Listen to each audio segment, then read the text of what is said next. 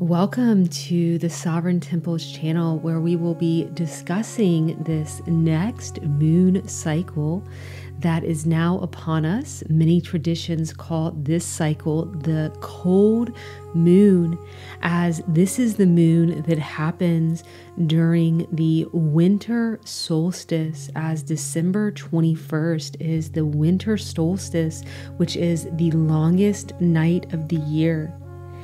And I feel that there has been so much confusion amongst the word darkness and evil. And they're almost looked at like a synonym when in fact they could not be further from the truth.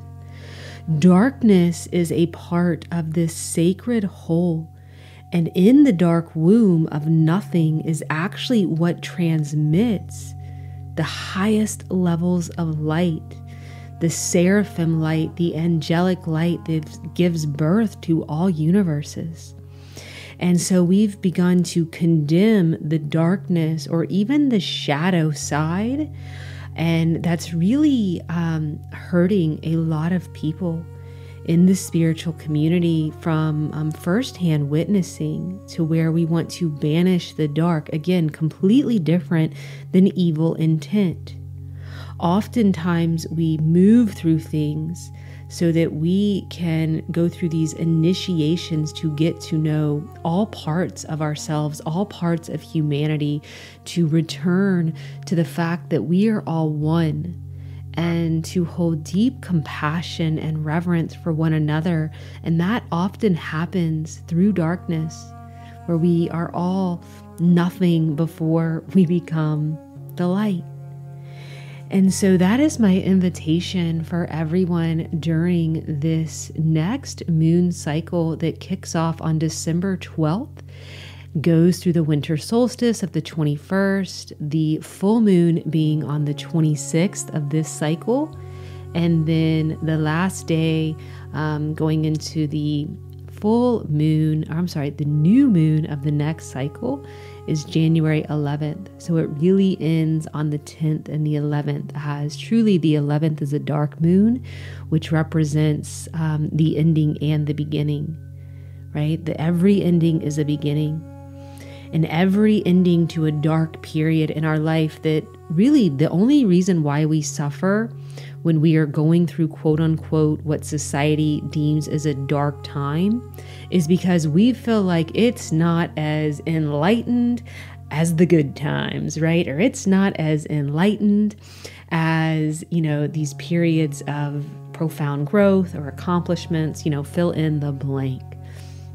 But what I have realized, and as someone who has, gone through, dark nights of the soul, and as someone who, from an outsider, you would look in and say that I've achieved a lot of, external successes, what have you.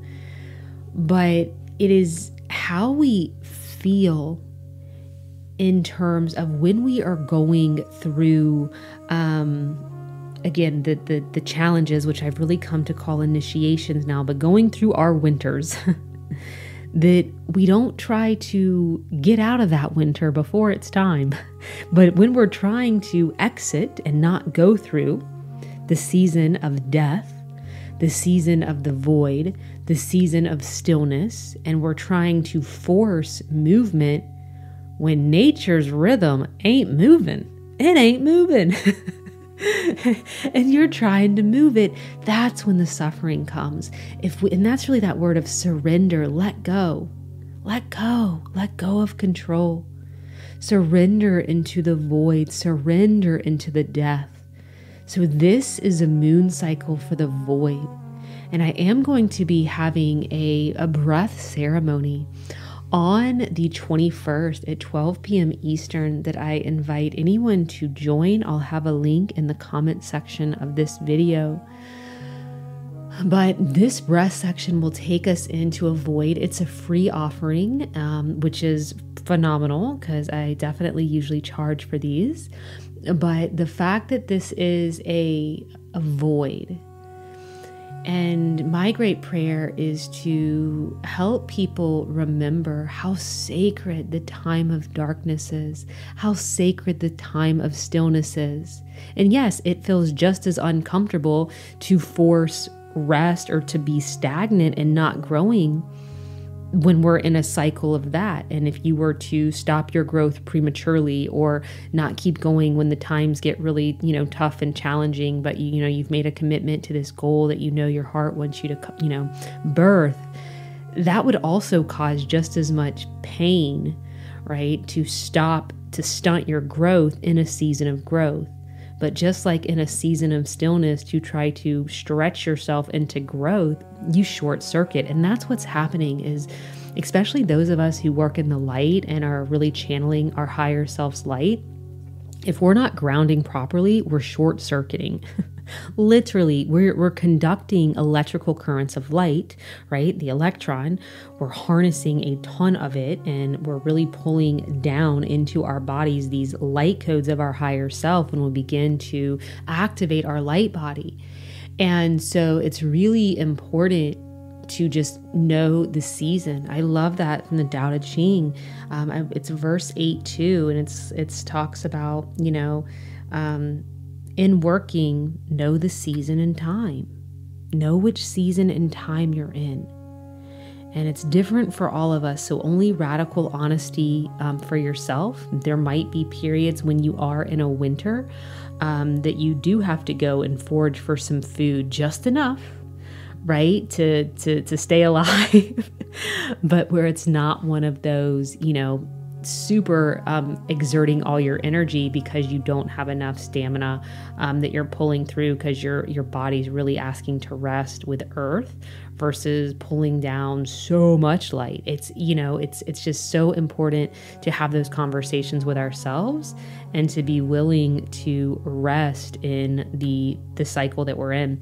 So just be on the lookout for our new moon meditation, our full moon meditation for this last moon of 2023. And of course, our winter solstice meditation, breath ceremony that we will be doing. So I look forward to resting and nourishing with all of you and to gifting all of ourselves time in the sacred void and darkness, not evil intent. Darkness is beautiful and where all light comes from, and we must stop banishing the dark. If we want to stop suffering, we must stop banishing the dark.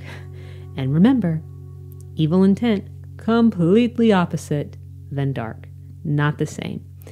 So I look forward to this cycle ahead with all of you, and I will be doing a little bit less in my own life and getting a lot more in nature myself personally right now.